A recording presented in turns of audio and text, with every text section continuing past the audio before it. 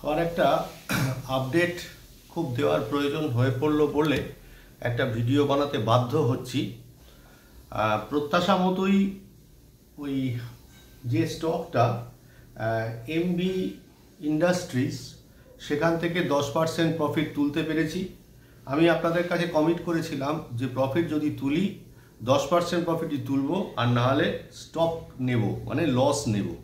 তো সেটা প্রত্যাশা পূরণ করেছে এমবি লিমিটেড না, সরি, এমবি ইন্ডাস্ট্রি। বাকি স্টকগুলো সেভাবে চলছে না, কোনোটা একটু বেড়েছে, বেড়ে আবার পড়ে যাচ্ছে। যাই হোক, গায়ে গায়ে কোনোটা চলছে, ব্রেক ইভিনের কাছাকাছি দাঁড়িয়ে রয়েছে। ইন দি মিন টাইম সকালবেলা থেকে স্ট্র্যাটেল যথারীতি বানিয়েছি, একটা অ্যাডজাস্টমেন্ট নিতে হয়েছে।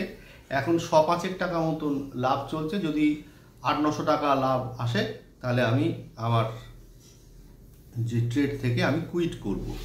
কথা প্রসঙ্গে জানাই যে আমি একটা এবার নিফটিতে একটা মানে শর্ট সিগন্যাল জেনারেট করছে বলে মনে হচ্ছে, যদিও ভিডিওটা আগেই বানাচ্ছি। তো 23,764.10 এইটা যদি ব্রেক করে যদি নিফটিটা বন্ধ হয়, তাহলে নিফটিটা ইন্টারমিডিয়েট টার্মে আবার বেশ ভালো রকম বেয়ার ফেজে চলে যাবে বলে মনে করি। আর 23,870 টাকা 30 পয়সা এই মুহূর্তের আমার স্টপ লস হবে। এর উপরে যদি একটা 15 মিনিটের ক্যান্ডেল ক্লোজ দিয়ে দেয়, আমি সেক্ষেত্রে আমার ট্রেডকে আমি ঘুরিয়ে নেব। আমি এক্ষেত্রে একটা বেয়ার স্প্রেডের দিকে একটা স্ট্র্যাটেজি নেওয়ার চেষ্টা করব।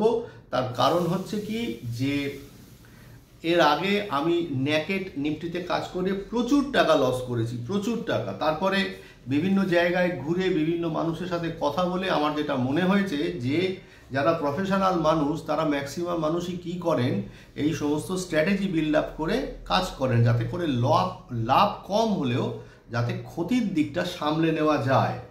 তো এই একটা কথা। আর দু একটা খুব বেসিক লেভেলের কথা বলি। মানে আমি দেখলাম যে আমার যে ভিডিওগুলো যায়, সেখানে অনুপম দত্ত বলে একজন মানুষ প্রায়শই এই কমেন্টটা করেন যে স্যার, ধান্দা না বলে রোজগার বলুন।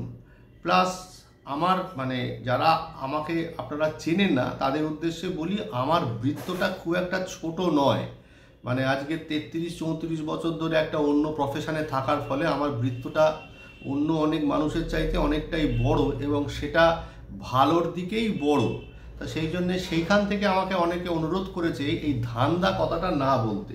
তাদের উদ্দেশ্যে বলি যে ধান্দা বলে যে কথাটা বলবার চেষ্টা করেছি, যেটা বোঝাবার চেষ্টা করেছি আমি খারাপ, এটা ভাববার, এটাকে বলবার চেষ্টা করেছি। তো ব্যাপারটা হচ্ছে যে আমি নিজেকে যদি আমি সৎ, আমি ভালো, সেটা যদি আমি বারবার প্রডিউস করার চেষ্টা করি, তাহলে তো মানুষজনের কাছ থেকে কিছু পাওয়া হলো না, তাই না?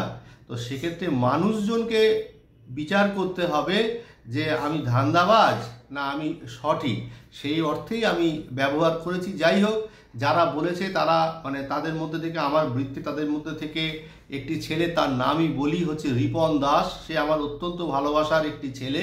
সে আমাকে অনুরোধ করেছে যে স্যার, ধান্দা কথাটা না বলে অন্য কিছু বলুন। তো আমি তার কাছ থেকে বিভিন্ন সময় বিভিন্ন রকমভাবে উপকৃত হয়েছি।